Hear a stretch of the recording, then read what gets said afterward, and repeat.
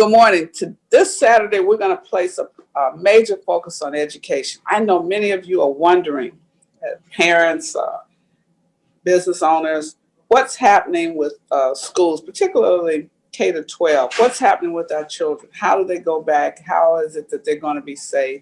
How is it that they're going to learn at the rate that we expect them to achieve?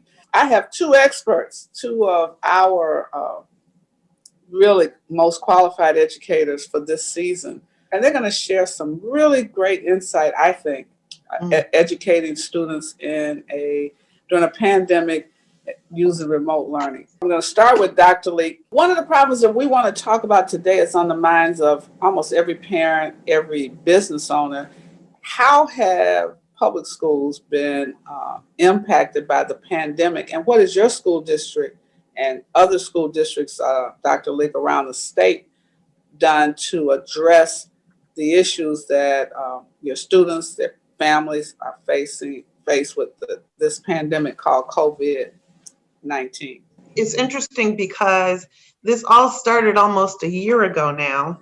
On March the 16th was the last day that we could officially be open the way that we had been before. And so needless to say, we had to pivot very quickly. So there were several areas that then had to be addressed. One was, how are we going to provide instruction for our students on a consistent, continual basis so that we didn't have to deal with what we're dealing with in terms of that slide in participating in school. So we had to make sure that was done. We had to make sure that we were feeding our young people, because the young people that we service, they rely on breakfast and lunch, and sometimes for snacks. Their parents rely on us to make that happen. And so those were kind of the two right out the cuff major impacts. And then, of course, we had to deal with what was happening with the social emotional aspects of this as well, because our young people, when they come to school, we don't just provide them with the academics, we also provide them with that personal, that social, that emotional support. Many of them needed to be in a classroom with their teacher because that was a safe space for them during the day. So we had to also deal with that component as well. So the impact, when you just asked about the impact, it has been enormous in that we've had to pivot to teaching in a remote environment. We've had to pivot to providing food for our families in a remote environment. We've had to pivot to providing social services to our young people in this environment. So it's not just one. I think when people look at it, they're just like, oh, the kids they need to be in school so they can learn. School isn't just where I go to learn reading, math, and social studies and science. We are an integral part of the community. And so as a school district, we've had to figure out how to deal with that and make that happen on a daily basis since March the 17th. You know, I learned during this time frame that several parents were taking turns taking care of students. So if one parent in the community had to work on one day, then maybe the neighbor would have as many as 10 kids in her home to educate. And so just learning about, you know, you always hear the term, it takes a village. Just learning about, even in the situations where the resources were not as high as some of us might not have, great community members, great human beings that we serve figured out ways to work it out in the home setting. So you're saying that even in the districts where the students and families live at or below poverty, or they're designated as needing extra resources, they figured out how to create learning pods. Not officially, but they had to do what they had to do because many of the parents worked 2 and 3 jobs and could not afford to stay home.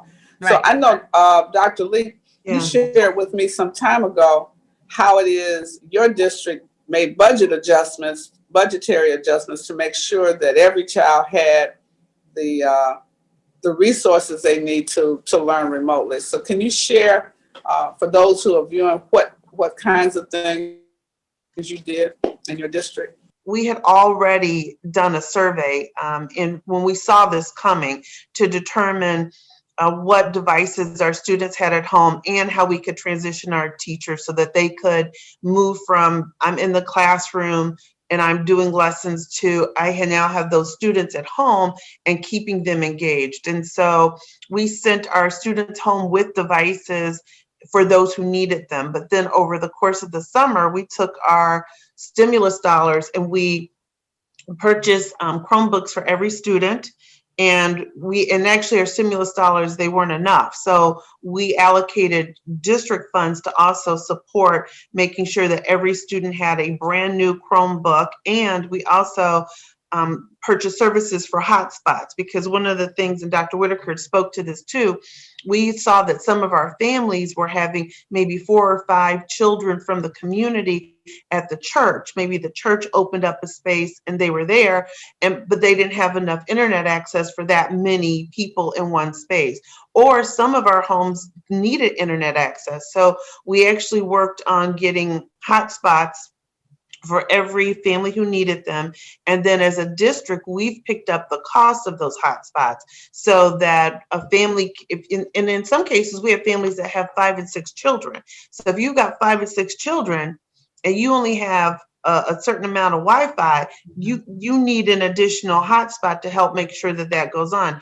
And then we also provide for our parents if they needed support as well. We have at each of our buildings, there is a parent support person for tech, and they call day and night on the cell phone because again, Dr. Whitaker spoke to this, that we're trying to make sure that that learning is conducive at home. Whenever we do come back to fully in person, it will not look the way it looked before. It can't. It's, when you know better, you do better.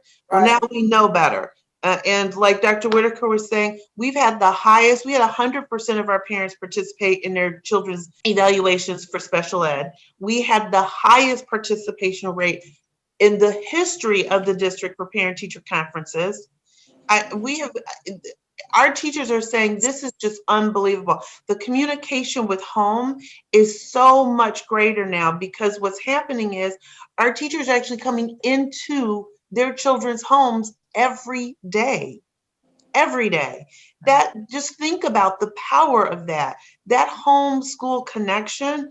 It is absolutely at the highest it's ever been. So if I could add to that, Reverend Jeanette, relevant to this PD piece, I want to advance the conversation a little bit to talk about. So I mimic and echo all that Dr. Leek said. We've probably tripled the amount of professional development that we made available to our teachers, because we don't have to just train them after school now. When they put our students into the groups where they're working on their own, we'll pull teachers out for grade level team meetings. So I think it's safe to say that we've tripled the PD. We've had 2 different professional development tracks, one being focused on content, the other one being focused on how do you turn the computer on and what is this thing called Zoom, right? So 2 different tracks. But the other thing that I think is important to share, and for the purpose of lifting the conversation, is what we learned, even as it related to training. We grew the companies, the textbook companies that work with our organizations. We actually worked closely with them, and we grew with them. And what I learned in particular is that the textbook companies, most of them provide online curriculum.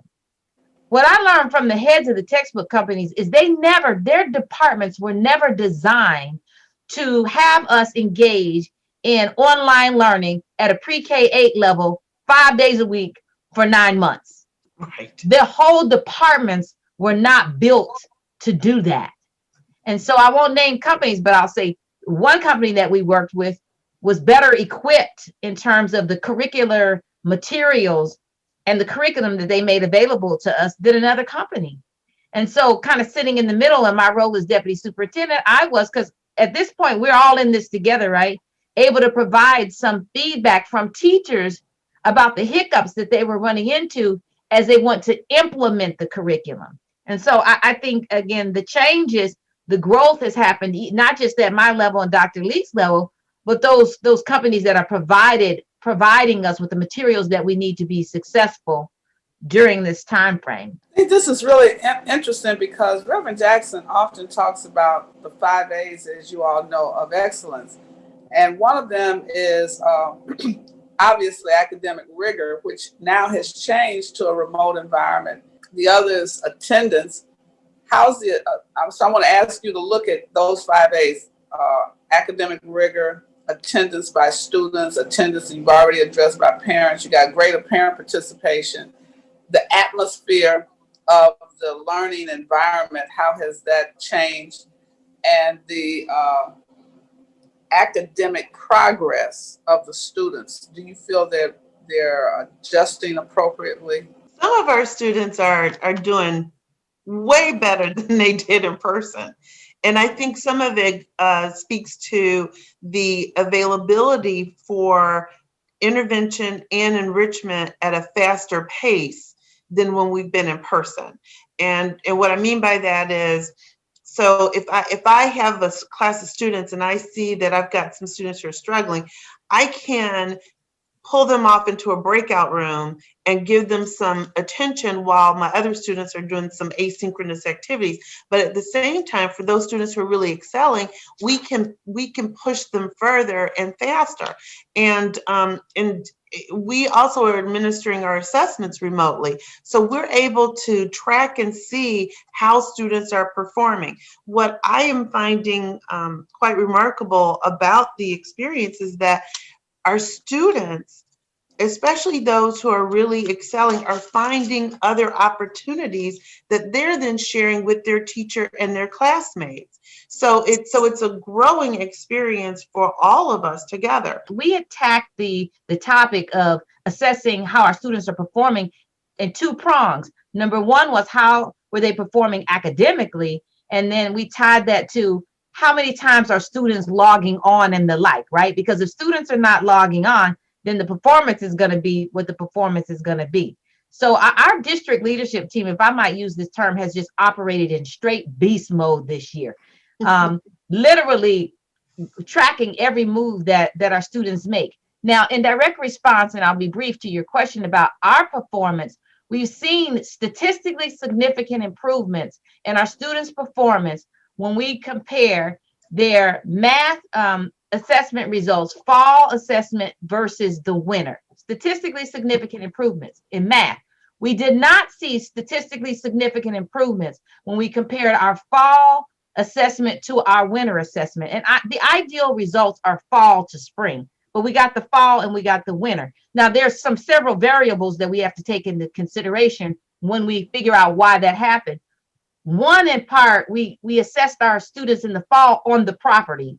Even though all of our students were 100% remote, we got them on the property. Almost 100% of our entire student population showed up.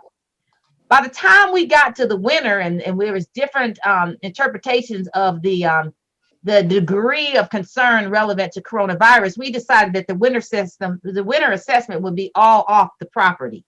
So parents had to manage that. So there may be some variables that impact student performance there. But I also want to keep the district on the hook, because I don't always like to say, oh, we've got it all figured out and we've got it all right. With regards to our reading curriculum, and all due fairness to transparency, there are some areas that we've got to tighten up as it relates to our reading curriculum.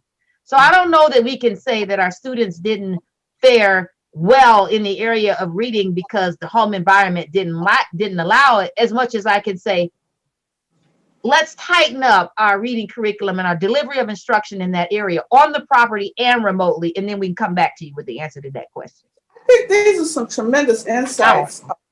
I think that both of you have shared some tremendous insights for both parents and for educators. It's interesting because, as both of you have said, we're not going back to where we were. And so making these kinds of adjustments, and the final A that I didn't say was the attitude of the students. How are the students adjusting? We want kids to be successful, and we will dig down inside and pull out all kinds of things that we didn't even know existed, because we want to see our students be successful. And really, where we are right now, like I said, we can't look the way we looked before. We will have to pivot to the new normal when we bring children back in. And we actually are planning for our students to come back fourth quarter for those parents who want their children to be in session. And we have done a yeoman's job of making sure that we will have safe buildings for our children, safe spaces, everything from our self-certification, the mask, the cleaning protocols. We've got plexiglass around the desk. We have where there's thermal scanners when you walk in the building so that we can take your temperature. We actually are about to start, we are a pilot site for COVID-19 rapid testing. So we'll be able to test people on site. So as we're doing all of this to prepare for our students to return, I am believing firmly that the lessons that we are learning right now will create just generations to come that would not have benefited if we had not had this window. And, you know, when I share with my staff and my team all the time, this could have happened 20 years ago. It could have happened 20 years from now, but it didn't happen right now. And it happened right now because I believe firmly that we are the right people. We're in the right place at the right time to significantly impact generations to come. So I'm grateful that I had the purpose, that this was my purpose, was to be here right now. I'm grateful for that. I think this is something that we're going to have to do ongoing, ladies, at least once a month, really do an education roundtable. Most people don't know what you just shared today. We don't know how you make this work. So I'm so excited to share with you all that what is coming next is information and clips from our amazing education town hall.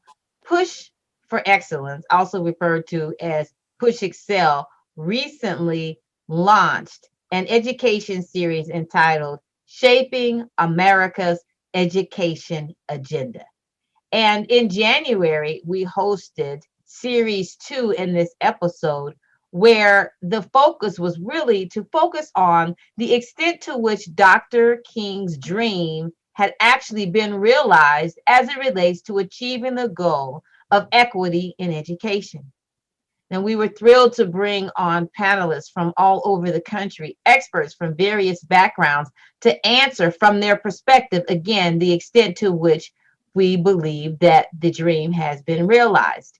We were also excited to launch a new feature in our education series, and this feature moved us closer toward engaging our participants, engaging our viewing audience in the discussion. So throughout various aspects of the town hall discussion, we conducted polls where we posed quite the same level of questions to our participating audience that we posed to the panelists. One of the questions that were posed, which you will have an opportunity to view, is the extent to which our participants actually believe Dr. King's dream has been realized. And throughout our last town hall summit, as much as we all remain optimistic about our ability to contribute to the betterment of our society, we did have to come to terms with the facts that almost 90% of our program participants said that to date, his dream has not been realized. And so that is one of many reasons why Push for Excellence, also referred to as Push Excel, is going to continue to launch our national town hall discussions, because we want to build from every session, take what we learn from our participating audience, take what we learn from our panelist experts, and use that information to ultimately build not only the next town hall discussion, but to ultimately build policy recommendations for consideration during the Biden administration and beyond.